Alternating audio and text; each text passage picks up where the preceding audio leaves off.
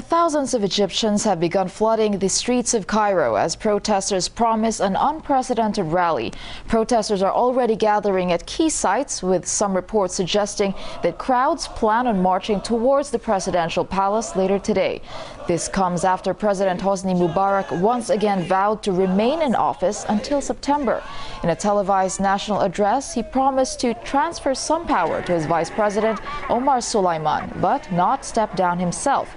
Well, the 82-year-old also cited his reluctance to bow to international pressure, something many believe he's done on a regular basis. RT's Gayanech Chakyan has more from Washington, D.C. The U.S. wants an orderly transition, as they say. President Obama said Hosni Mubarak's statement on the transition of authority was not clear and needs more explanation. Mubarak basically said in his address that he was not going to run for president in September and Egyptians will have the chance to elect whatever leader they choose. But in the meantime, he said he was not going anywhere. We spoke with Senator Ron Paul earlier, and he thinks Mubarak is following Washington's plan. We had a lot to do with Mubarak being in power and staying in power. Like, we subsidize him, we own him. He's our puppet dictator. He does what we tell him because he gets so much money. He's gotten probably 60 to 70 billion dollars, and I understand his family probably has 60 or 70 billion dollars stashed away in Swiss accounts and other places around the world. Washington can hardly be considered to be impartial when it comes to power struggle in Egypt. It's a strategic location for the U.S. Mubarak has been a close ally for 30 years. The U.S. has been pumping billions of dollars into the Egyptian military, and they certainly don't want to lose that. Whoever is in power, there is a great chance that they won't lose that. Although the official position is it's up to the Egyptian people to choose their next leader. Washington is apparently pulling some strings. The man who was sort of in charge during this tumultuous transition and who's seen as a possible alternative to Mubarak is a big CIA friend. It's Omar Suleiman. He has reportedly orchestrated the brutal interrogation of terror suspects abducted by the CIA. Also, in the run-up to the U.S. invasion of Iraq in 2003, the CIA relied on Mr. Suleiman to beat confession out of a detainee who said Saddam Hussein had connections with al-Qaeda, something that was proven to be false, but back in the day was perfect for the Americans who desperately needed an excuse to invade Iraq. So he's an old friend, not hostile to Israel. That's basically all the U.S. wants from a future leader of Egypt. In official statements, of course, U.S. officially says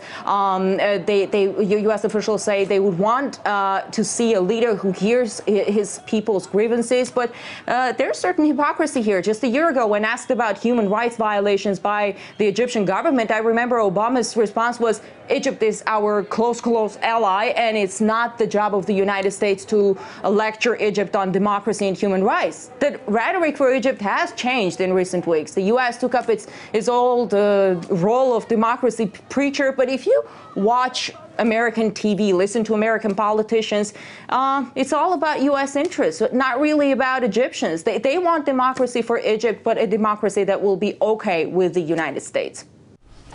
Well, RT also spoke with author William Engdahl, who says that Mubarak's demise is now a U.S. priority after the longtime Washington ally dropped his support for America's Middle East policy.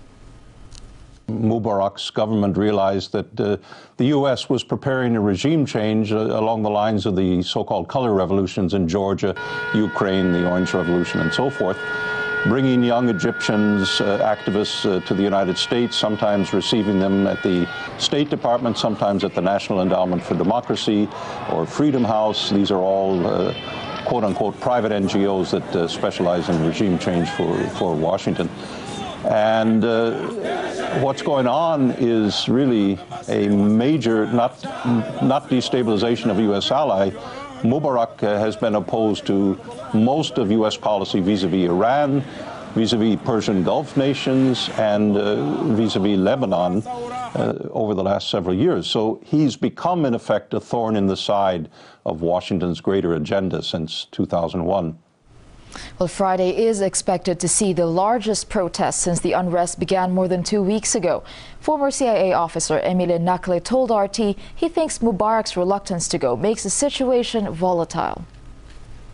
Now that the President Mubarak, that is, has said he would not leave, I'm afraid that they are going to expand their revolution and take it beyond Tahrir Square to government buildings as we see them doing. In fact, the movement has already selected a leadership of 14 people, and this leadership consists, among other groups, of the Muslim Brotherhood. So I do not believe that the Muslim Brotherhood necessarily will take over the movement.